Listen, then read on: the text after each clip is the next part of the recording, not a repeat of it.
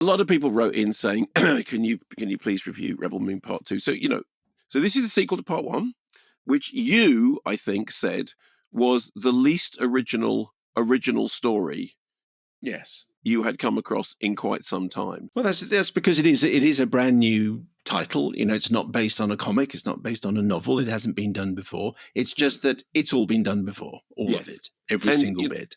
And it might as well be a Star Wars spin-off, and indeed started life Yes. as a Star Wars pitch. There is also, as I said before, as they say in Love and Death, a tremendous amount of wheat. This wheat, cream of wheat. Oh, incredible. Yes. Fields of wheat. So, George Lucas, when he was doing Star Wars, looked at samurai movies. Zack Snyder looks to Star Wars and goes, okay, yeah, fine, but there are weapons in this that might as well be lightsabers. And as we said when we were reviewing Part 1, the baddies are, to all intents and purposes, the Empire. The goodies are Star Wars caricatures.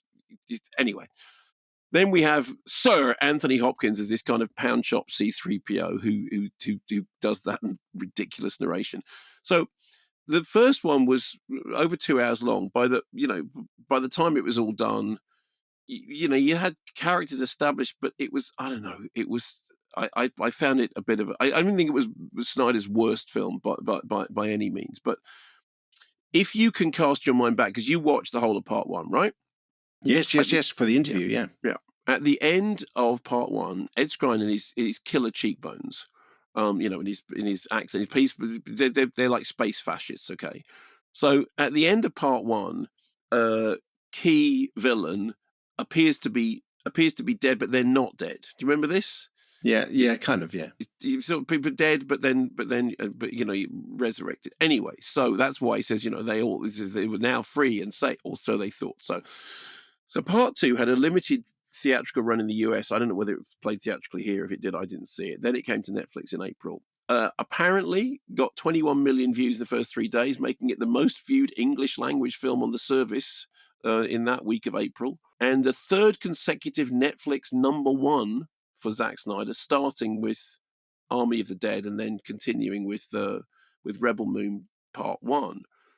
And in April, when this came out, Kurt Johnstad, who was the co-writer, said, originally this was going to be a trilogy, but now we're going to go into 6 parts with each story divided into 2. And it's like, okay, Part 2 is 2 hours long. There is a Part 2 director's cut, R-rated director's cut, which adds another hour to that running time. And I'm going to be upfront about this. I didn't watch the director's cut. I watched the ordinary version, because my life is too short. I think 2 hours, I've already given it 2 hours. So I watched the normal version, picks up with the rebels all congratulating themselves. They, on we've killed the space fascist, only to discover that they haven't, and the ships are coming back. So they must harvest the wheat. There must be more wheat. There must fields of wheat and cream wheat. There must more wheat, and then they must be ready to fight. So they must get the wheat, and then they must be ready to fight, so that when the baddies arrive for the wheat, they will fight them. So basically, it's the same thing all over again. The baddies want wheat. The rebels don't want wheat. They have to have a fight. Now, it is hard to explain how much I do not give a flying fruitcake into a rolling donut about any of these characters. Every single speech is portentous, and it's hobbity tosh that attempts to imply some huge, incredible, complicated backstory of mythos and legend, and nothing is incidental. Everything, as I said at the beginning, we've got the Colosseum of Pollux, and it ends up with the pound shop C-3PO is heading off on yet another quest, which honestly sounds like another load of old Pollux. There is so much stuff. There is so much clutter. There is so many things on the screen, and yet there is so little going on, so little substance, so little of any. I mean, it's all surface myth building with nothing beneath it. It's like a temple of tissues built on a cloud. And if you thought Part 1 was dull, it is absolutely nail biting in comparison with Part 2. It's like wading through treacle, except I quite like treacle. And it tells me two things. Firstly, Snyder has got no storytelling ability at all. The fact that he does it 2 hours, then there's going to be the director's cut, there's going to be another hour. Every single scene feels like somebody hurling a fake tablet of stone, like a polystyrene tablet of stone at you. Like, this is important, bang! But it's not important. Hobbity Tosh would be light relief compared to the stodge of this. On the plus side, Charlie Hunnam and his no fixed accent appears to properly be gone. Fine. But that's the only advantage, is that something that was a bit annoying in the first film isn't there to be annoying now. And what I realized was, when you take about the way the things that are annoying, you're just left with, it's like being smacked repeatedly round the head with a pillow for 2 hours while somebody tells you that it's really, really, really, really important. I mean, it's so boring. There's so much stuff and so little happening. And I would say that I would be interested to know what you think, since you did the homework of the first two, but I don't think I can inflict it on you.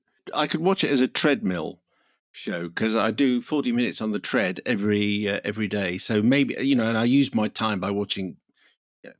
I have treadmill shows, shows which are just perfectly fine, but it's not perfectly fine. Trouble is, it doesn't sound as though it's perfectly fine. No, yeah, okay, I suspect that if you were on the treadmill watching this, you'd get tired earlier. You'd give up. It would just. Oh, okay, that's not good. It's like a lead overcoat of lumpen, boring storytelling with boring characters that I don't care about, and storylines that I don't care about. And it's the same story. The fascists want the wheat, the rebels want to kill the fascists. I mean, the director's cut adds another hour. Can you kill fascists with wheat? This wheat kills fascists. That could be the strapline. that was as I believe the old folk song said. This wheat kills fascists. Yes, I'm sure there's a Woody Guthrie reference we can make there. It's so boring, Simon. It's so boring. Well, depending on how the summer goes, if I find myself with a completely empty, I don't know, couple of weeks, I'll give it a go and I can report back.